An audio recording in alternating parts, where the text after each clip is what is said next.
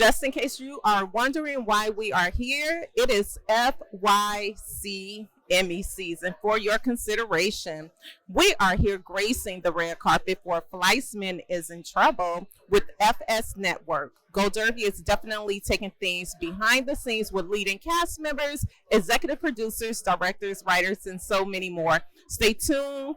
Stay in the loop with us because we will be getting all the scoop and sharing it with you. You have to tell me, how challenging was it for you to tap into your character, Rachel? Yeah, it was challenging. I mean, but it was a very worthy challenge. I haven't seen this experience rendered a whole lot. And I felt very kind of honored to get a chance to think about it and explore it and take it on. And yeah, I really liked that we judge her quite harshly initially, and she seems cold and kind of unappealing and sort of repelling, and then you slowly realize that she's actually just suffering. And I thought it was fascinating to play with those shifts in perspective. You know, you don't realize that you're in his vantage point and through seeing her through his filter until the very end. Yeah. I'm interested to hear, how do you think the modern day woman will relate to not only this limited series, but Rachel as an individual, as a wife, as a mother, you know, as a woman who struggles through emotional distress, you know, mental imbalance, and just quite frankly, unhappiness. Yeah. I mean, she goes to quite extreme places in the end. Hopefully we're not all experiencing that to the extent that she is, but I think we can all relate. And I think there's a lot of relief in seeing that reflected back to us, at us. And so, yeah, hopefully it's a kind of catharsis that audiences can get some,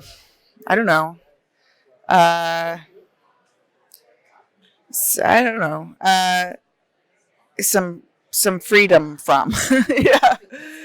Yeah. And how important do you think that it is that Tiffany Ackner brought, you know, basically her book to the big screen and created this mini series? Like, first of all, I think that's astounding. I think it's definitely something that is so very much needed on the big screen. Where do you stand with that as far as your perspective? Well, I was a fan of the book, and I think she did a brilliant job translating it to this medium.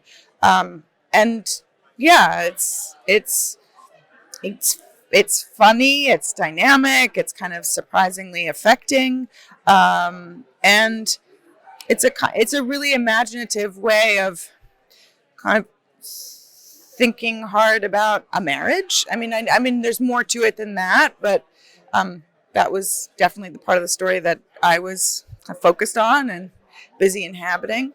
But yeah, just the existential crisis of being in midlife. Yeah. And before I let you go, what has been the most rewarding part of being a part of this series and this project? Oh, a few things. I mean, I loved the company. Everybody involved was just so brilliant and so warm and kind. So I loved the people that I collaborated with. And it's been very rewarding to talk to women who have felt really seen in ways that they don't typically in pop culture. So that's been a big gift. Yeah.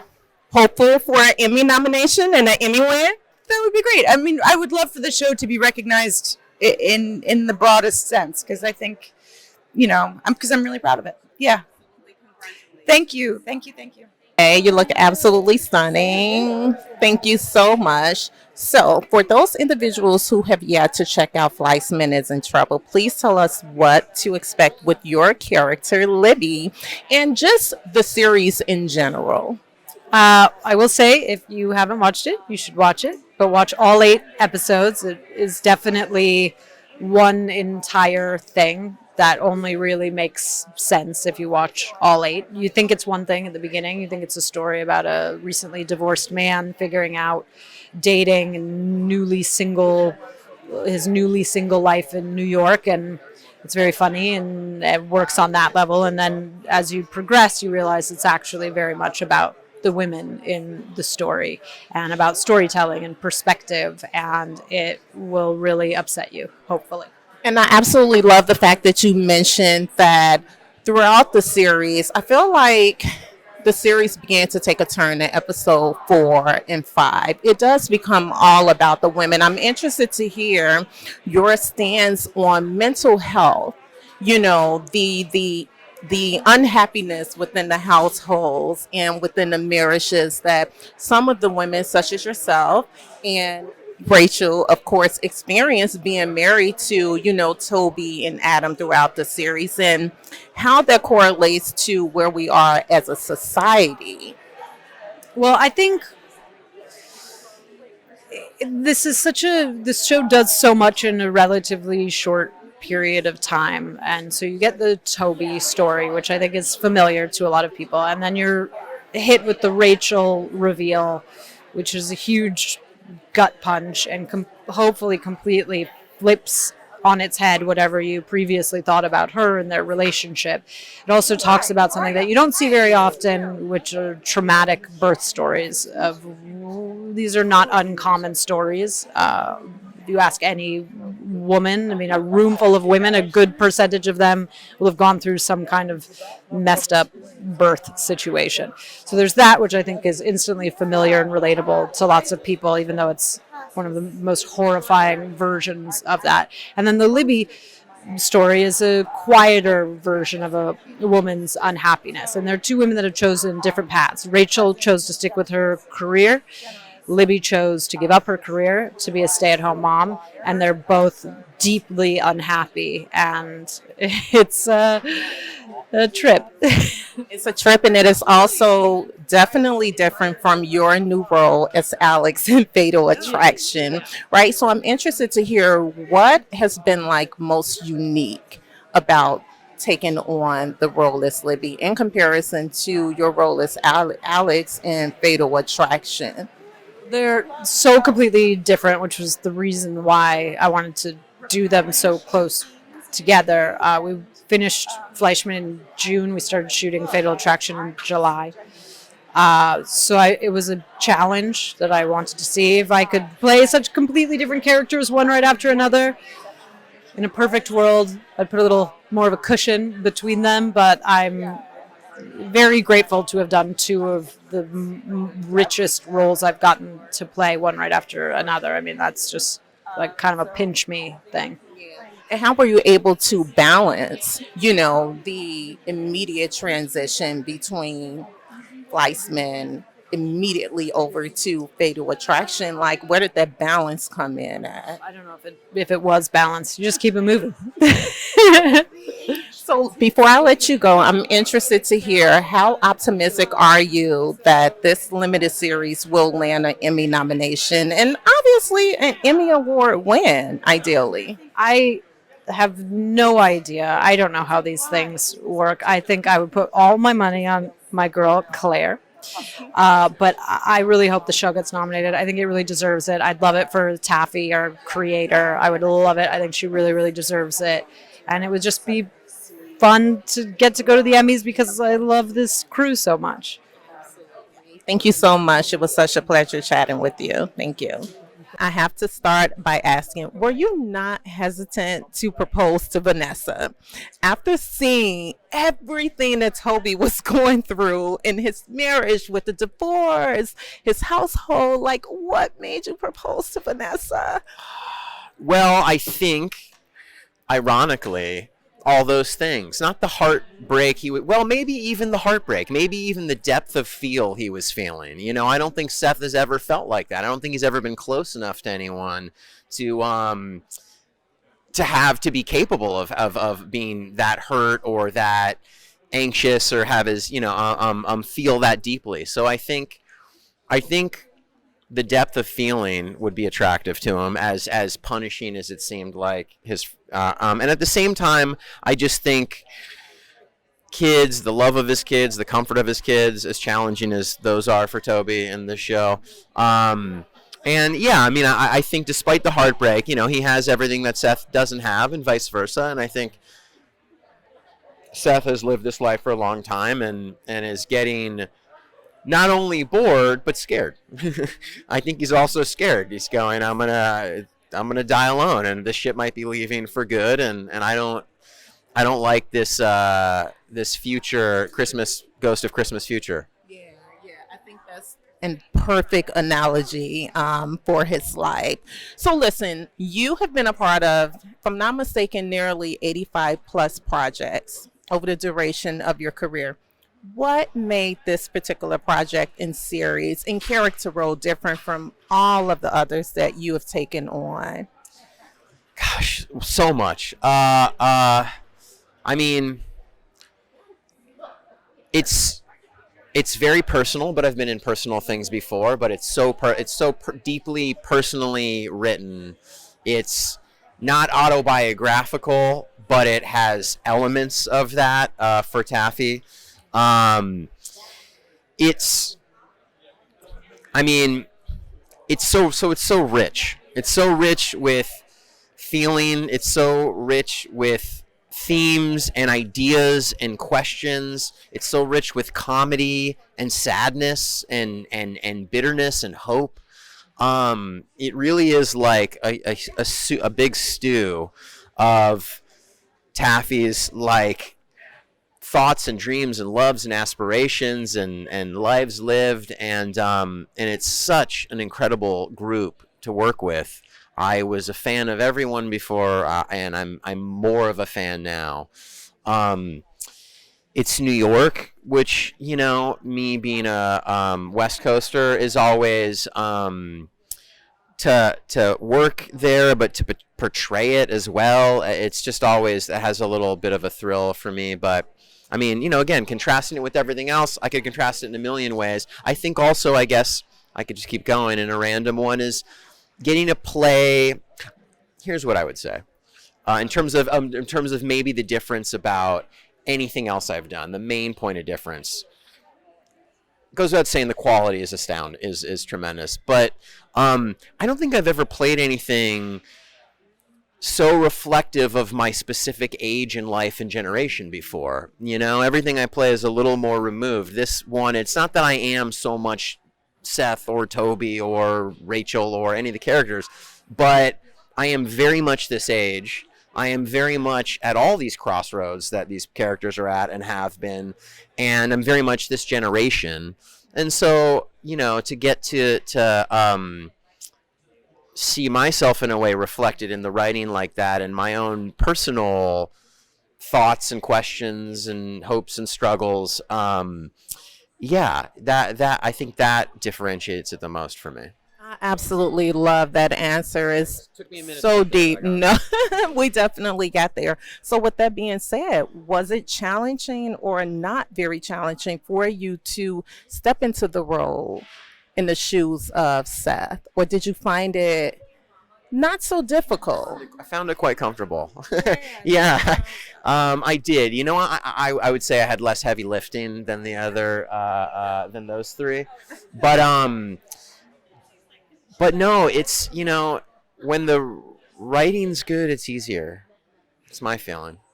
What determines at this point in your career whether or not you say yes to a particular project or a character role? Or are you the individual who's always open, right? There are both personal and pragmatic reasons.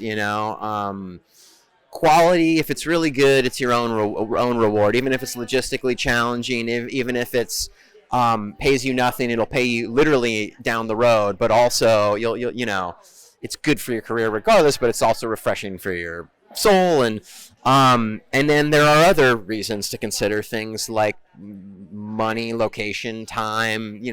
Who you're working with is always a thrill. I love this industry. I don't love everything about it, but I love actors, and I love actors that I've admired before, and then all of a sudden I get to share a scene with them. It's so that is never not a thrill for me. I was so excited to work with all of them, and that continues to be like a thrill on every project I do. So that's always fun. But every it's a case by case basis, and there's no. I also would love to put out positivity, and I don't mean every project has to be about positivity. I just mean I try to be conscious of like what thoughts I'm putting out into the world, and what kind of propaganda I'm part of. Not that it's propaganda, but it you know, these things.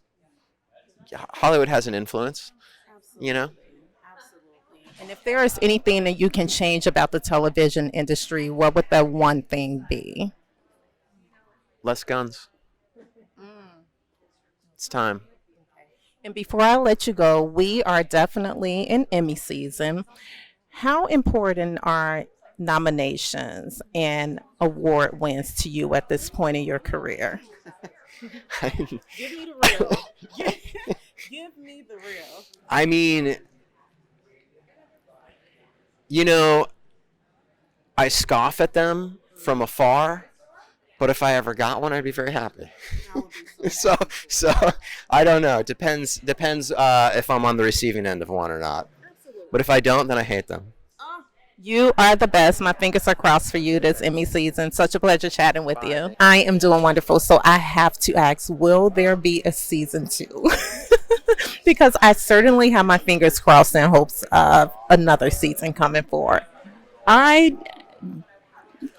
don't feel it's the question that I should answer right this moment. But I will say that, you know, those of us involved in making it feel it was something that really worked on its terms, that the series was a faithful reflection of the novel. So I think we feel a little protective of the legacy, such that it may be, of the show. And we wouldn't race to make something unless we really felt it lived up to, you know, what we all love about the series that we made and the book that Taffy wrote. So I would love to hear, why a limited series? Why not just a film or a movie? Was it Taffy's idea to come forth with a series versus a movie?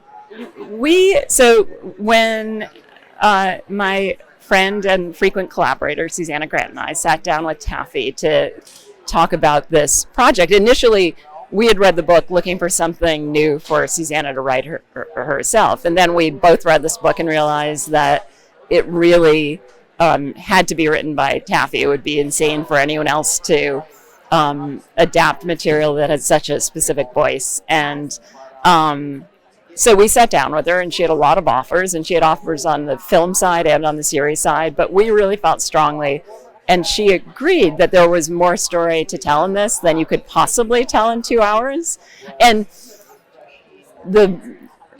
we had some ambitions that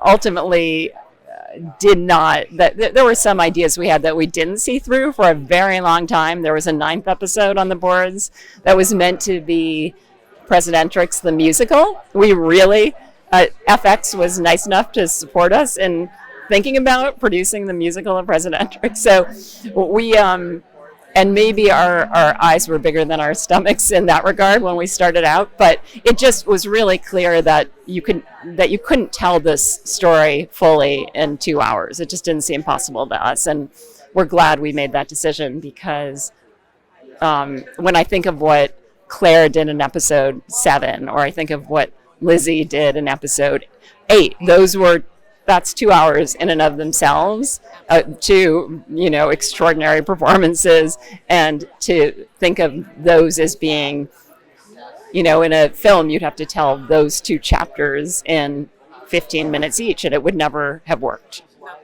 No, I definitely agree with that, specifically with episode 7 and 8. They were my absolute best episodes. I love the series just in general. I would be interested to hear your take on the Emmy season. And as an executive producer, ideally, what would you like to come of this particular Emmy season and limited series? That's a tricky question. What do I hope for in this Emmy season? I hope that my incredible partners in this, and by that I'm talking about Taffy, and the other writers who helped along the way, and our directors, and our extraordinary cast get recognized for doing. I think, they put their whole hearts into this particular show. There was such dedication to this material and such, grand ambitions, and I hope we realize them, but I hope they're recognized for it. And Taffy, first and foremost, she's a spectacular talent. So. Absolutely. Well, thank you so much, Sarah. It was such a pleasure chatting with you. Yes, it is officially a wrap. We have taken things behind the scenes on this red carpet for Fleishman is in Trouble, having chats with all of the leading cast members and the executive producer, Sarah. Stay tuned or be sure to check out this series on FX Networks.